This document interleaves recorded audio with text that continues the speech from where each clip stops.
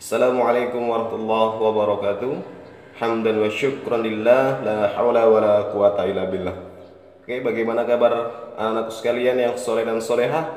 Semoga tetap istiqomah dan tetap berada dalam kebaikan-kebaikan. Oke, anak-anakku sekalian yang soleh dan solehah, hari ini kita akan belajar tentang sholat Idul Fitri. Sholat Idul Fitri. Di materi hari ini kita akan belajar pertama tentang apa sih pengertian dari Idul Fitri itu. Kemudian yang kedua, bagaimana hukum sholat Idul Fitri tersebut.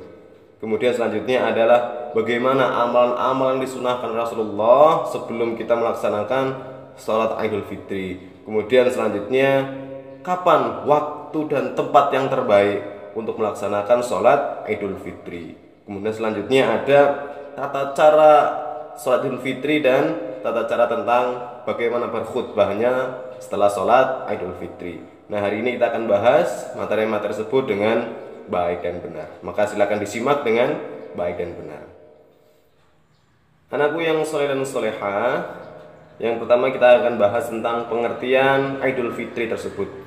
Idul Fitri memiliki arti kembali kepada kesucian. Apa maksudnya? Bahwa orang-orang yang beriman setelah menjalankan ibadah puasa Ramadan sebulan penuh, tentu dibarengi dengan kebaikan-kebaikan, maka diharapkan akan diampuni dosa-dosanya oleh Allah Subhanahu wa taala. Maka di saat Syawal itu sudah diampuni dosa-dosanya dan kembali suci. Maka yang pertama, makna Idul Fitri adalah kembali kepada kesucian. Kemudian yang kedua, maknanya adalah kembali makan pagi. Kenapa? Karena pada tanggal 1 Syawal maka umat Islam dilarang untuk melaksanakan puasa. Maka di hari itulah kembali untuk makan pagi seperti hari-hari biasanya. Maka makna yang kedua, Idul Fitri adalah kembali makan pagi. Jadi yang pertama pengertiannya adalah memiliki arti kembali kepada kesucian. Kemudian yang kedua adalah kembali makan pagi. Oke, kemudian setelah pengertian, kemudian yang kedua adalah bagaimana hukumnya. Bagaimana hukum melaksanakan sholat Idul Fitri. Oke, melaksanakan sholat Idul Fitri hukumnya adalah sunnah muakkad. Sunnah muakkad adalah sunnah yang sangat-sangat dianjurkan, sunnah yang sangat-sangat ditekankan. Jadi arti hukumnya adalah sunnah muakkadah, sunnah muakkadah. Tapi beberapa ulama ada yang menghukumi sholat Idul Fitri itu adalah wajib. Wajib. Kenapa wajib? Berangkat dari Rasulullah SAW yang diriwayatkan oleh Muslim, dikatakan bahwa Rasulullah SAW memerintahkan kepada kami untuk mengeluarkan gadis-gadis dan wanita-wanita yang dipingit, termasuk wanita-wanita yang sedang haid.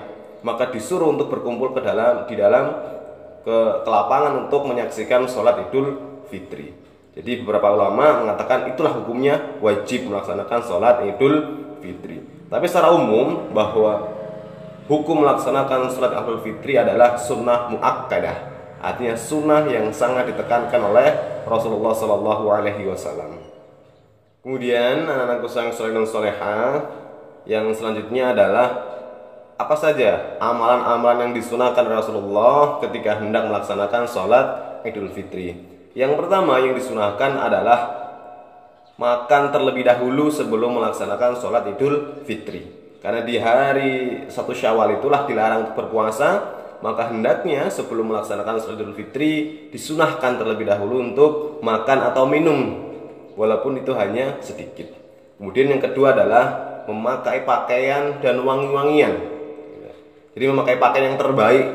Jadi yang kedua adalah memakai pakaian yang terbaik dan memakai wangi-wangian untuk melaksanakan sholat Idul Fitri. Kemudian selanjutnya adalah menempuh jalan yang berbeda antara berangkat dan pulang dari tempat sholat Idul Fitri, gitu ya. Kemudian selanjutnya adalah mengajak perempuan-perempuan dan anak-anak untuk melaksanakan sholat Idul Fitri, gitu, untuk melaksanakan Idul Fitri. Dan anakku yang soleh dan solehah, selanjutnya adalah memperbanyak takbir ketika hendak menuju ke tempat sholat Idul Fitri. Sebagaimana firman Allah, wa litukmilul iddata wa litukabbirullaha ala ma hadakum wa la'allakum tashkurun. Jadi hendaknya untuk senantiasa memperbanyak takbir ketika hendak melaksanakan sholat Idul Fitri. Demikianlah untuk amalan-amalan yang disunahkan ketika hendak melaksanakan sholat Idul Fitri. Kemudian anak-anakku yang sholeh dan sholehah, selanjutnya adalah kapan waktu melaksanakan sholat Idul Fitri dan di mana tempat yang terbaik untuk melakukannya. Pertama, waktunya adalah ketika matahari sudah terbit, kira-kira tingginya 2 kali tinggi Penggala, ya kira-kira adalah 6 meter dari tinggi matahari terbit gitu ya. Kemudian disitulah waktu dilaksanakan sholat Idul Fitri.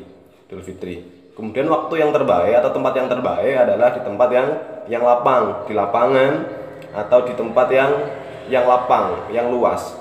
Kalaupun itu tidak memungkinkan, maka juga bisa dilakukan di dalam masjid, Artinya di tempat yang terbaik. Yang pertama di tanah yang luas atau di lapangan. Kemudian kedua bisa juga kalau tidak ada di lapangan, tidak bisa juga dilakukan di masjid. Ataupun di dalam kondisi tertentu di masjid pun juga tidak bisa, maka juga bisa dilakukan di dalam rumah.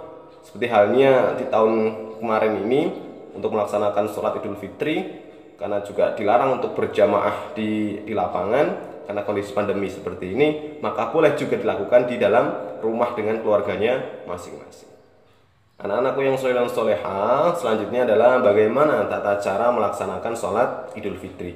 Pertama adalah bahwa sholat Idul Fitri dilakukan secara berjamaah, jadi tidak sendiri-sendiri. Nah, kemudian kedua, dilakukan sebanyak 2 rakaat untuk pelaksanaan sholat Idul Fitri. Kemudian selanjutnya adalah pada rakaat pertama maka melakukan takbir 7 kali.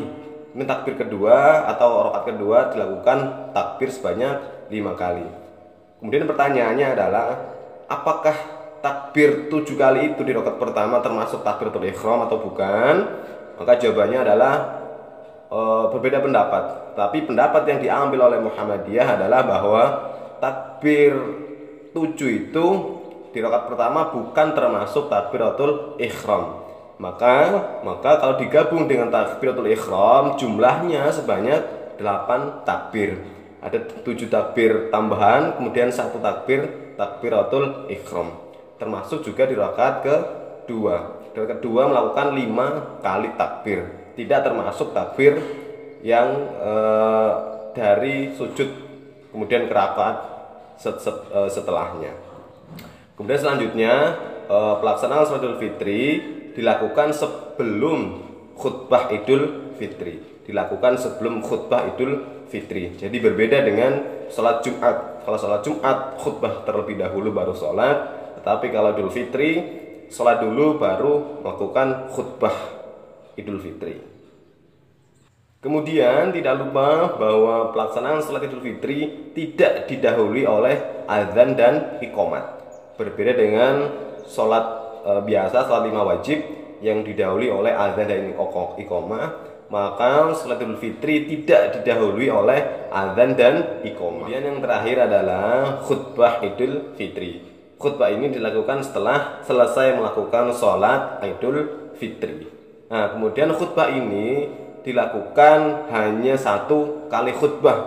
Berbeda dengan khutbah sholat Jumat yang dilakukan 2 kali khutbah pertama dan kedua. Tapi kalau khutbah Idul Fitri cukup dilakukan 1 kali khutbah.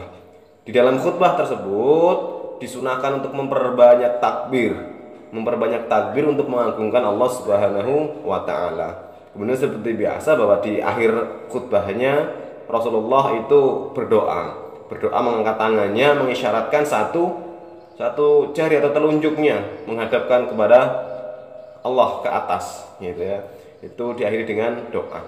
Jadi demikian anak sekalian yang sholeh dan sholehah, pembahasan tentang sholat Idul Fitri. Yang pertama tadi ada pengertian, bagaimana pengertian Idul Fitri. Kemudian kedua ada bagaimana hukum pelaksanaan sholat Idul Fitri, yaitu sunnah muakkadah.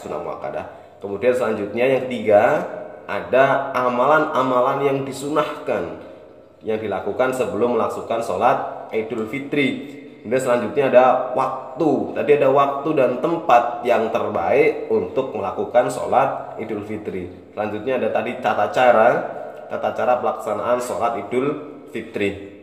Ya, kemudian diakhiri dengan khutbah Idul Fitri. Oke, demikian anak-anak yang soleha. Terima kasih, mudah-mudahan bisa dipahami dengan baik dan nanti bisa dipraktekkan ketika sudah datang waktu untuk pelaksanaan sholat Idul Fitri. Oke, terima kasih. Saya akhiri. Assalamualaikum warahmatullahi wabarakatuh.